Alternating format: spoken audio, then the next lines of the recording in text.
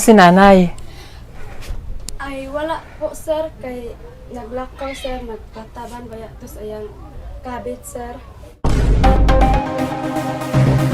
Mga kababayan, nagbabalik muli Elmas Vlog, magbibigay tayo ng maikling reaction video. Hala, Nanay Lorna ng bayan nakipagtanan daw. Totoo ba ito? Binisita ni Pugong Biyahero kasama ang PB team, si Nanay Lorna. Kaso hindi nila nadatnan sa tahanan nila, at ang naroon lang ay ang kanyang anak at asawa. Ang anak ni Nanay Lorna napaiyak ito habang sinasabi niya, na wala na ang kanyang nanay, sumama na sa ibang lalaki. At iniwan na sila. Ang laking gulat nila Sir Paul, hindi siya makapaniwala sa sinabi ng anak ni Nanay Lorna. At sabi rin ng asawa ni Nanay Lorna, na Diyos na lang bahala sa kanya sa sobrang lungkot na iniwan siya ni nanay ay nagkasakit daw ito. At pumapayat na lalo, sabi rin ng anak ni nanay, kaya iniwan na ng kanilang ina ang tatay nila dahil hindi na makapaghanap buhay at may edad na ito. Paano na ang mga anak at apo ni Nanay Lorna, ngayon?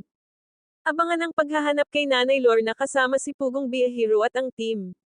Mapanood ang full video sa YouTube channel ni Pugong Biyahero, suportahan natin siya, tanan, please don't skip ads para sa ganun na paraan makatulong din po tayo sa kanilang mga tinutulungan, at ganun na rin sa channel ni Tito Herns TV, Tres Marias Vlog, at PB Team ng Luzon, Visayas, at Mindanao, at sa inyong lingkod Elmas Vlog, please support sa aking munting channel.